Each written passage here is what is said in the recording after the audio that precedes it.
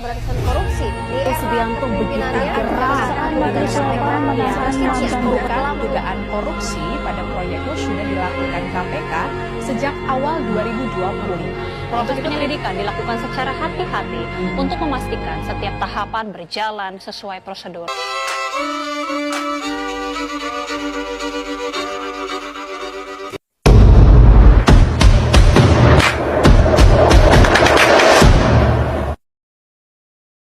Assalamualaikum warahmatullahi wabarakatuh. Perkenalkan, nama saya Wahyuni dengan NIM 2502507010002. Prodi Hukum Keluarga Islam di Universitas Tomakaka Mamuju.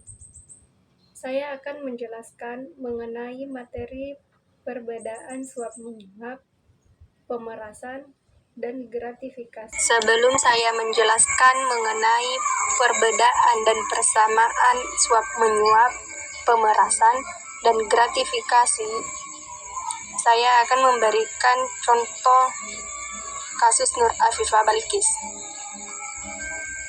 Afifah Balkis adalah mantan bendahara umum DPC Partai Demokrat Balikpapan yang terlibat dalam korupsi yang terkait pemberian uang dari pihak swasta kepada Bupati Penajam Pasar Utara yang berhubungan dengan proyek dan perizinan yang ditangani Komisi Pemberantasan Korupsi (KPK).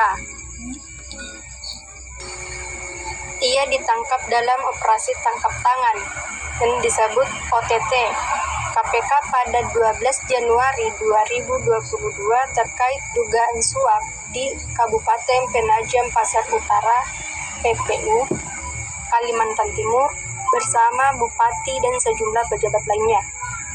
Pada saat OTT, KPK menyita uang tunai sekitar 1 miliar dan saldo rekening atas nama Nur Afifah yang diduga berasal dari aliran dana suap berkaitan proyek pengadaan barang atau jasa yang perizinan daerah. Ia divonis 4,5 tahun penjara dan denda 300 juta oleh Pengadilan Tipikor Samarinda. Tuduhan utama dalam kasus ini adalah suap, bukan pemerasan atau gratifikasi. Saya akan menjelaskan mengenai suap menyuap. Adapun suap adalah pemberian sesuatu yang biasanya berupa uang atau keuntungan oleh seseorang kepada pejabat atau orang yang berwenang dengan tujuan agar pejabat tersebut melakukan atau tidak melakukan sesuatu dalam tugasnya yang menguntungkan pemberi. Suap bersifat transaksional. Ada kesepakatan bahwa pemberi akan memengaruhi suatu keputusan atau tindakan. Saya akan menjelaskan mengenai pemerasan. Pemerasan adalah tindakan melanggar hukum berupa memaksa seseorang untuk memberikan uang, properti, atau layanan dengan ancaman, intimidasi, atau tekanan.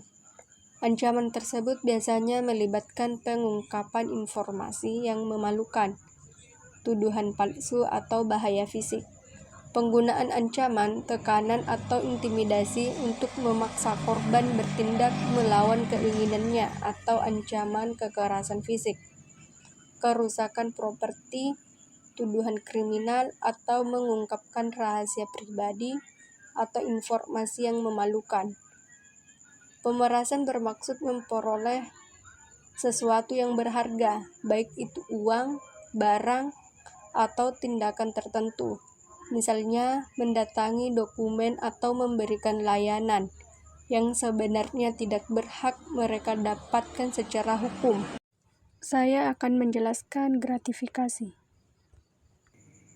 Gratifikasi menurut penjelasan pasal 12B adalah pemberian dalam arti luas, misalnya uang, barang, kerabat, komisi, pinjaman tanpa bunga, tiket, fasilitas, perjalanan atau penginapan, layanan kesehatan gratis, dan lain-lain.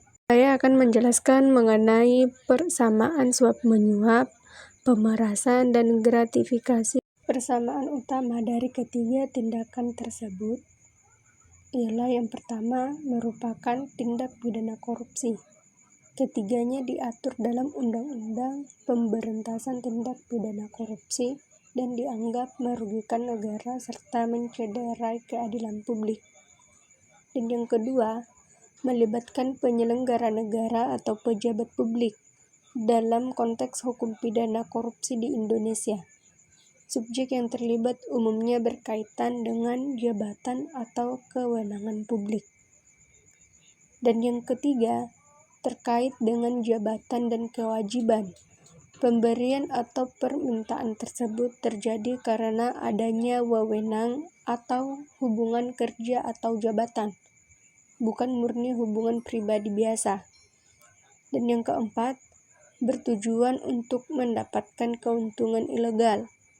Motif utama dari tindak-tindakan ini adalah untuk memperoleh keuntungan pribadi atau golongan secara tidak sah, seringkali dengan melanggar prosedur atau kewajiban hukum.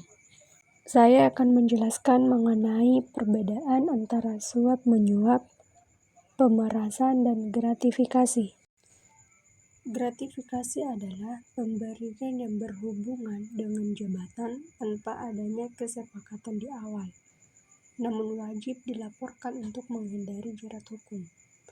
Sedangkan suap melibatkan kesepakatan timbal balik yang jelas untuk mengaruhi keputusan.